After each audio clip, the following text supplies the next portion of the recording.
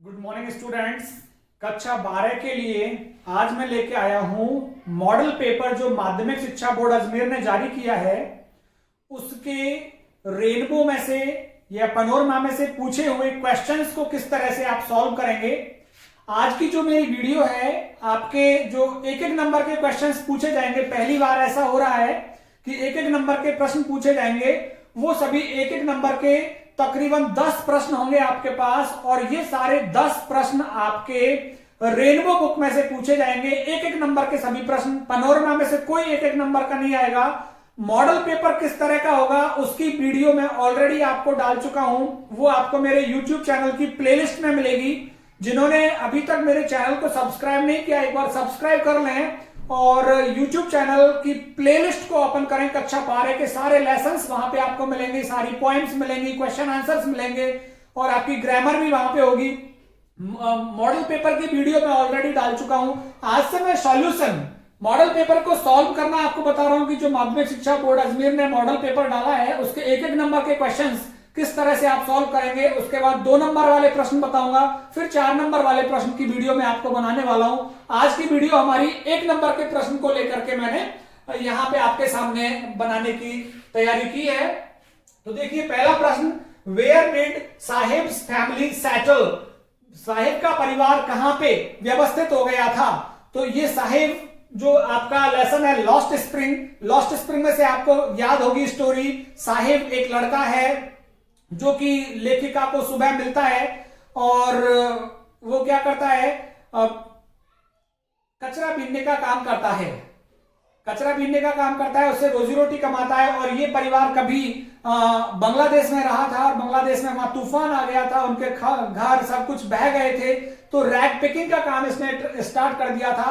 तो जो हमारा साहिब है he is actually a rag picker और अभी ये इंडिया आ गया है और इंडिया में आकर के कहां पे सेटल हुआ है इसकी स्टोरी में आपने देखा होगा। बाद में ये एक टी स्टॉल पे काम करने लग जाता है, वहां पे कैनिस्टर इसके हाथ में होता है, चाय का कैनिस्टर जो कि भारी लगता है, उसको हैवी लगता है वो कैनिस्टर, बजाय उस प्लास्टिक बैग के जो उसके कंधे पे हुआ करता था। वो क्यों? Because now he is not his own master, he has become slave. अब वो गुलाम बन चुका है, वो खुद का मालिक नहीं रहा। तो देखिए कहां पे सेटल हो गए थे फिर ये, इसका आंसर क्या होगा 1 नंबर के लिए? यहीं से प्रश्न में से उठाते हैं हम। Sahibs family settled at Seemapuri.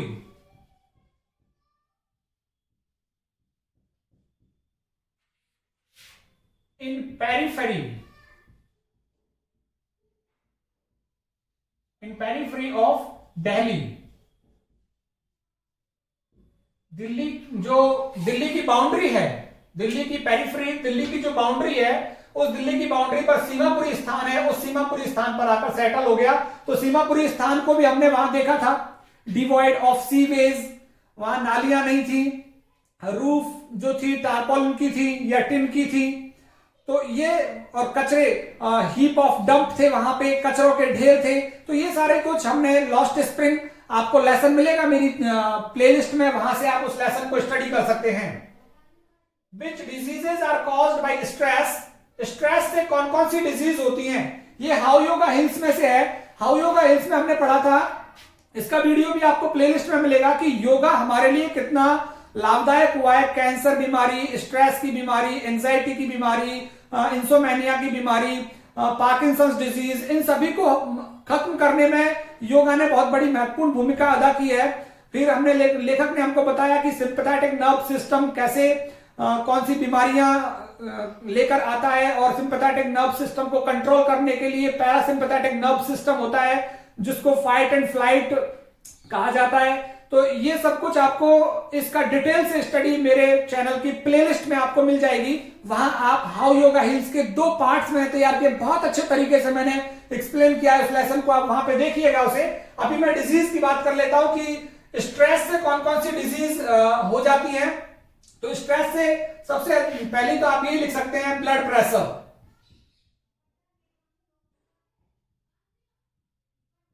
Blood pressure, depression,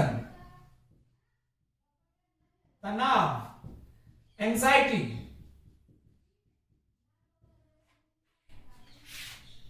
depression, blood pressure, depression, anxiety, और इसके अलावा आप ले सकते हैं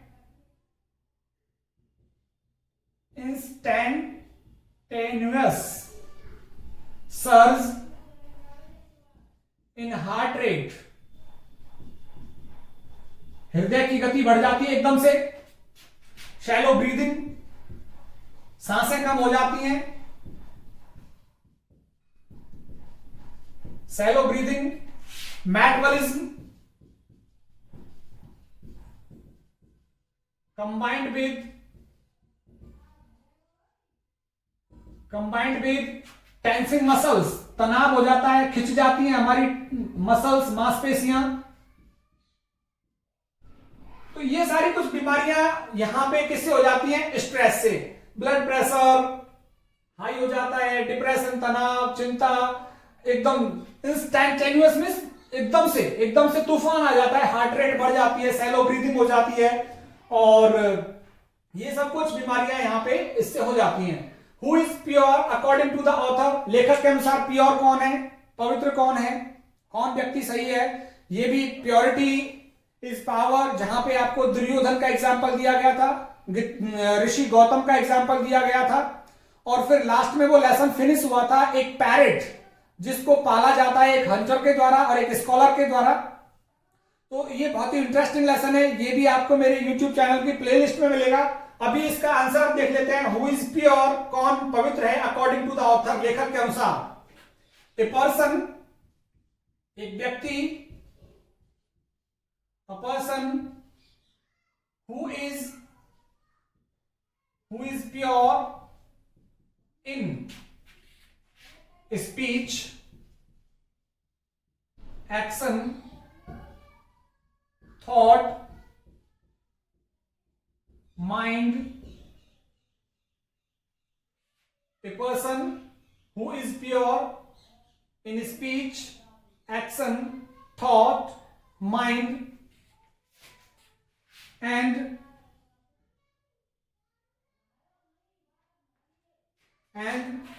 knows for his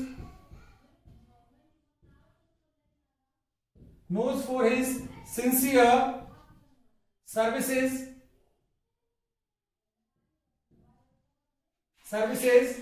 and unselfish love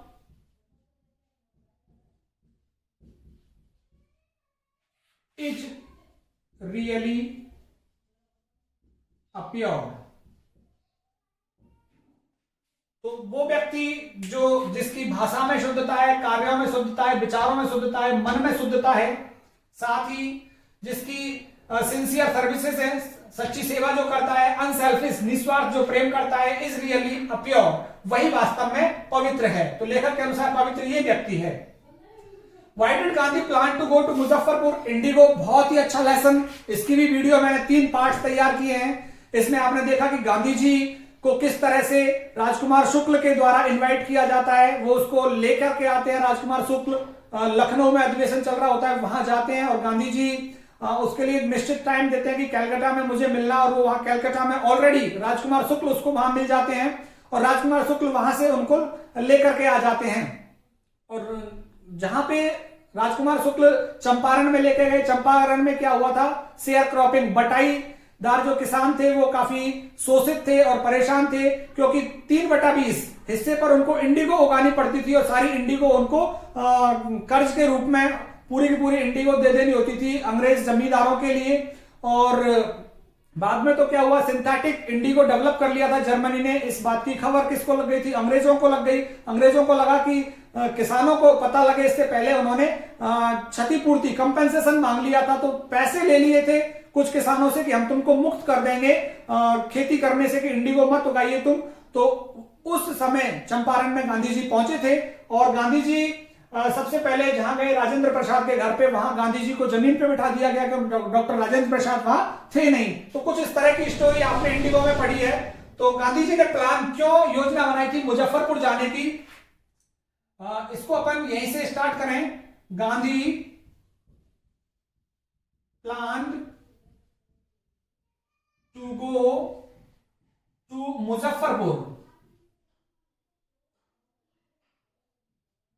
Muzaffarpur because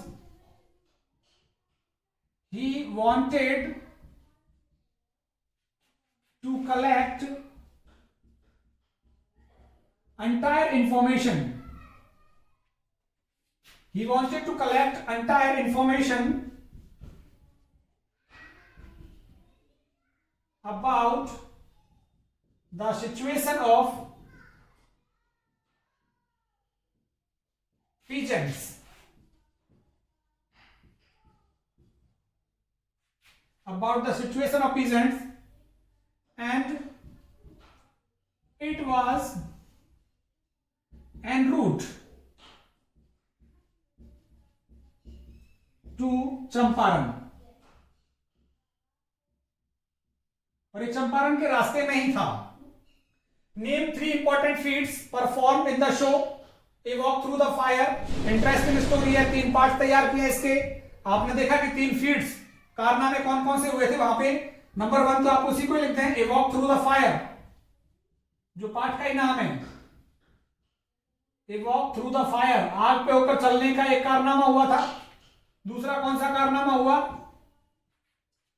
an iron bar.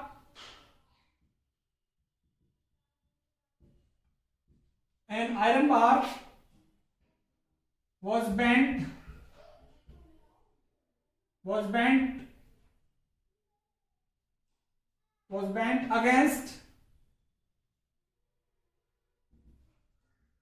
against the throat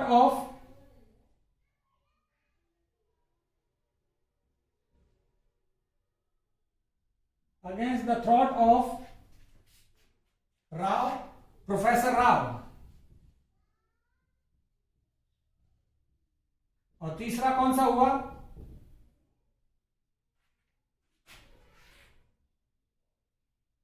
was bent by pressing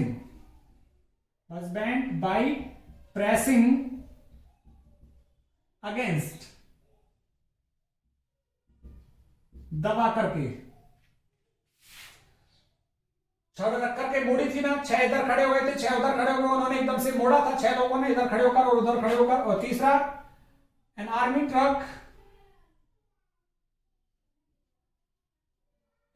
truck with soldiers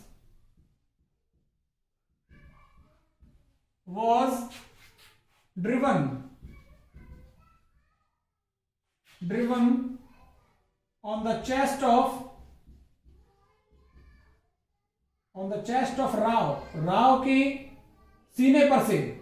Rao के सीने पर से चलाया गया था एक आर्मी का ट्रक जिसमें सोल्जर भी थे. Where did the author find himself? Author ने अपने आप को कहां पाया?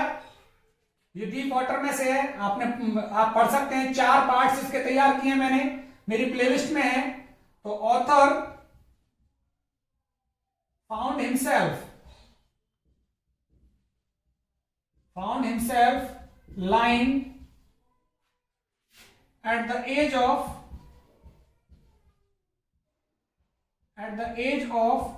YMCA pool. YMCA पूल के एज पे पाया अपने आप को, तट पे पाया था उसने. जब वो निकाल लिया था उस किड के द्वारा जिसने उसे फेंका था. एक ब्रूजर बॉय ने उठा के फेंक दिया था. और उसने जब वो पानी में डूब रहा था तो योजना बनाई थी कि जैसे ही मेरे पैर तल को छुएंगे मैं जंप लगाऊंगा, ऊपर कॉर्क के जैसे आ जाऊंगा, पानी पे आके लेट जाऊंगा, मैं हाथ पैरों को चलाऊंगा, किनारे पे आ जाऊंगा. कुछ इस तरह की स्ट्रेटेजी के साथ उस लड़के ने, लेकिन बाद में वो बिल्कुल बेहोशी के मरने के कगार पे आ गया था और कह रहा था कि इट इज नाइस, ये बढ़िया है.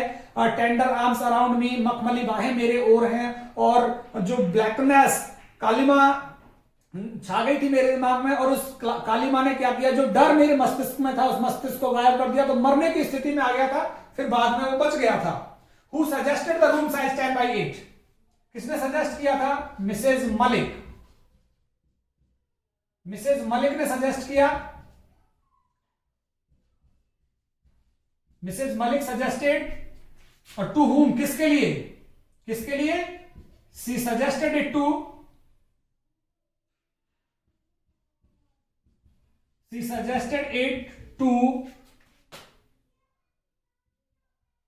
हर हस्बैंड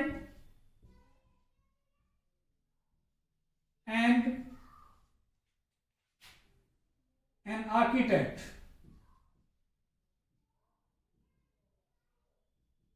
हस्बैंड के लिए और अपने आर्किटेक्ट, वहां जो नक्शा बनाने वाला था, उस नक्शा बनाने वाले के लिए सजेस्ट किया था उसने। अभी 3 प्रश्न और हैं एक एक नंबर के, वो फिल इन द ब्लैंक्स के रूप में है, उनको भी मैं आपके सामने लिख रहा हूं कि वो 3 प्रश्न कैसे हैं। फिल इन द ब्लैंक्स है वो, fill in the blanks 8 number तक तो इस तरह से हैं। 9 नंबर, 9, 10, 11 का मैं आपको बताता हूं। 9 नंबर का प्रश्न कुछ इस तरह से है। Douglas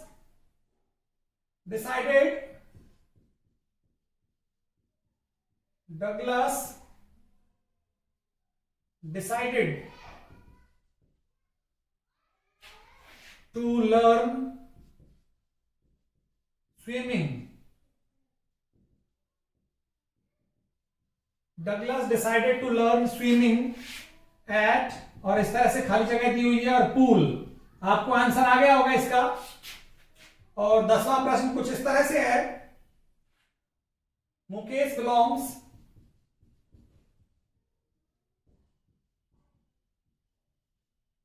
to a family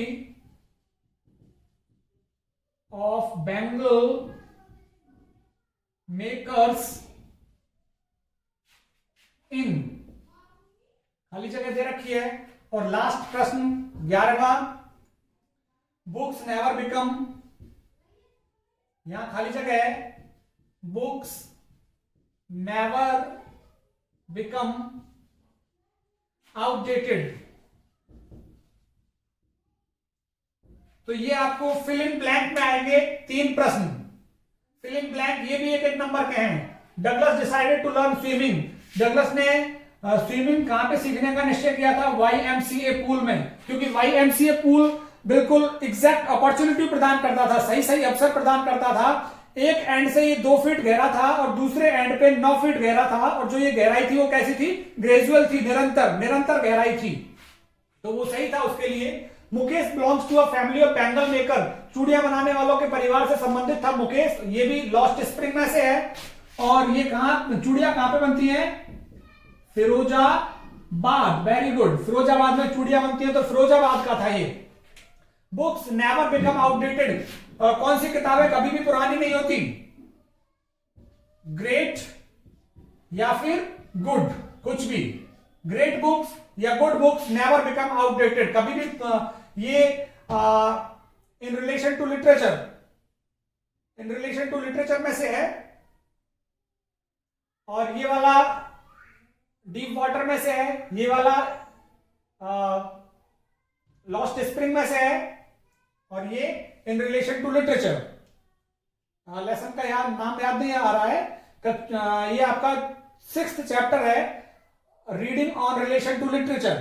reading on relation to literature में से है। तो ग्रेट बुक या good books never become outdated. तो ये एक एक नंबर के प्रश्न थे। इंतजार कीजिए 2-2 नंबर वाले प्रश्न का मैं आपको जल्द ही वीडियो भेजूंगा। आप मेरे वीडियोस को अपने दोस्तों के साथ शेयर कीजिए और मेरे चैनल को सब्सक्राइब करके सारे लेसन्स आप पढ़ सकते हैं। बहुत बहुत धन्यवाद।